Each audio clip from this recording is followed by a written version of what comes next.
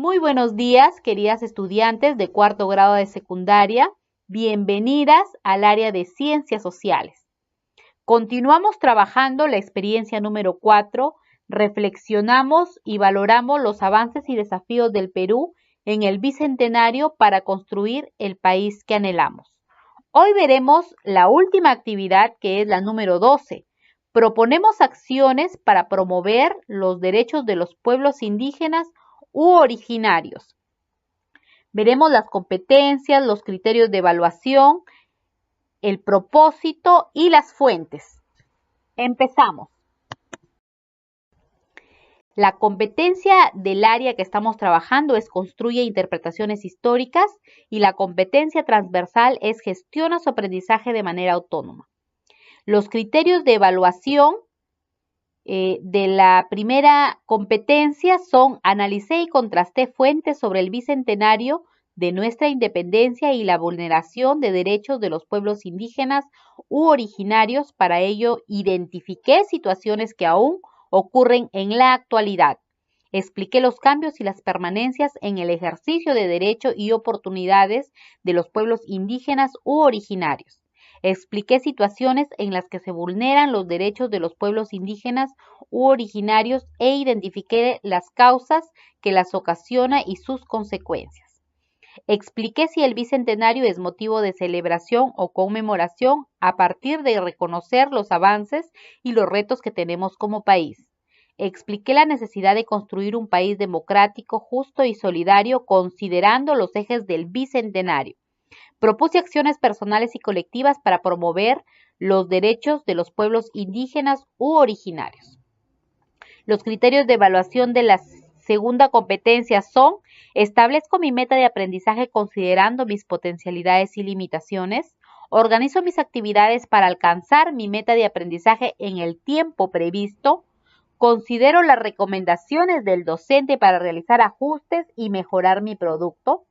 Recuerden, lindas, que hay que tener en cuenta todos los criterios de evaluación para realizar nuestra evidencia, que es elaborar un acta de compromiso donde se propongan acciones que contribuyan a construir una sociedad con igualdad de derechos y oportunidades en un país como el nuestro, pluricultural y multilingüe.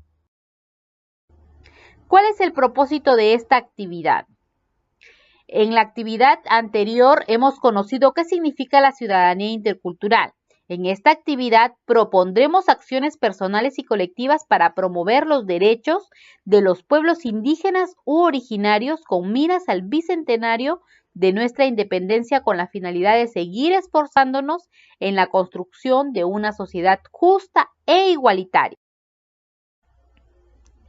A pesar de que nuestra Constitución establece que toda persona tiene derechos fundamentales, en la actualidad existen ciudadanos y ciudadanas que viven en condiciones que no se les permite el ejercicio de sus derechos a cabalidad, como lo hemos constatado y analizado en la actividad anterior, que fue la actividad 5.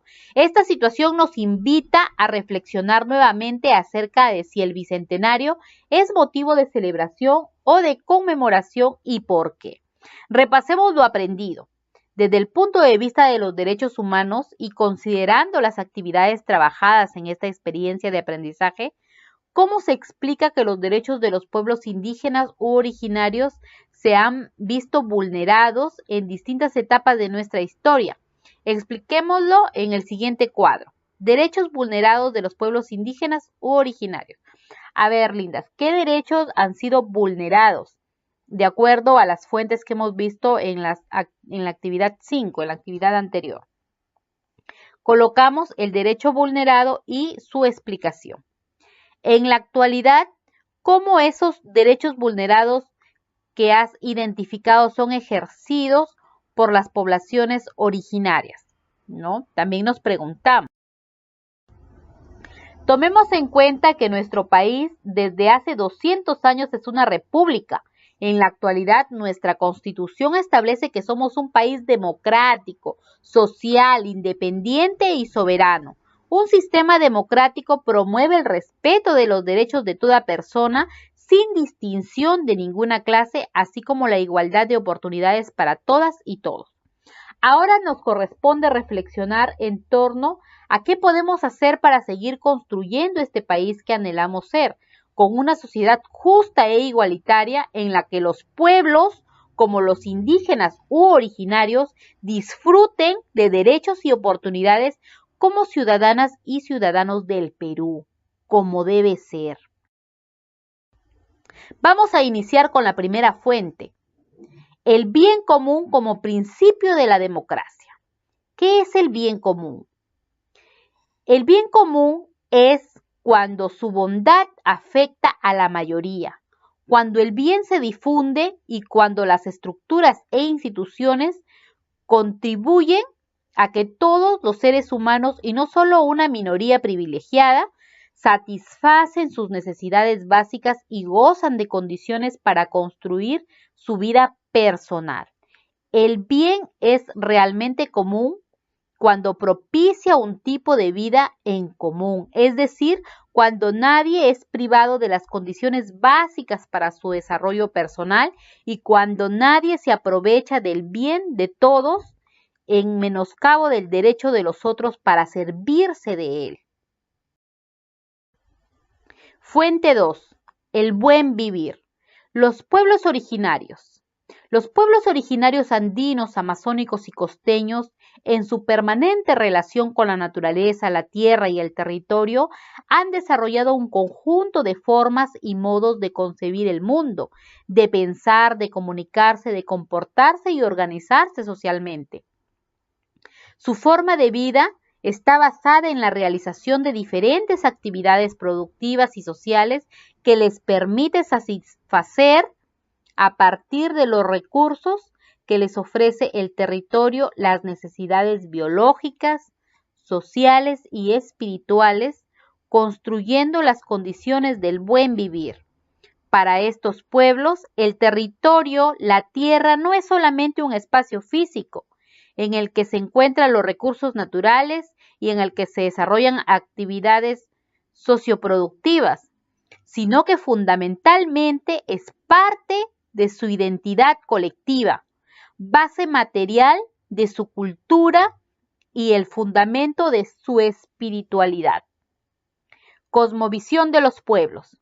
Los pueblos originarios, desde sus experiencias milenarias que están en estrecha relación con el medio ambiente, lo divino y lo comunitario, han estructurado la concepción de lo que es el buen vivir, que se expresa en los términos Sumak Kasai, Quechua, Sumak Kamaya, Aymara, Tajimat Pujut, Aguajún, Tarimat Pujut, Wampis, los que literalmente se pueden traducir como saber vivir o vivir en plenitud.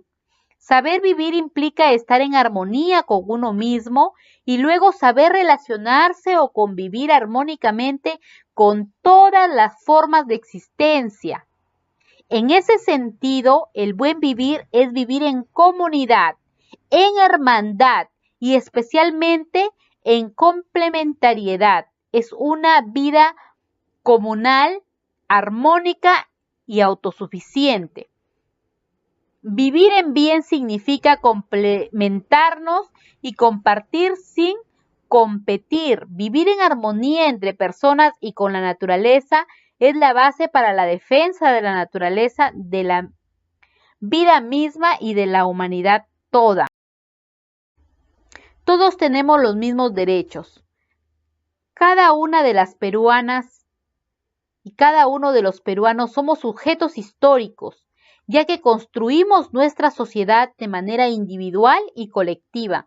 Cabe preguntarnos entonces, ¿qué podemos hacer para que en el devenir histórico de nuestros pueblos garanticemos el derecho de todas y todos? Porque la idea del bien común resulta necesaria para conseguirlo. Muchas gracias por su atención. Le recomiendo suscribirse a mi canal para recibir las notificaciones de las siguientes experiencias y actividades.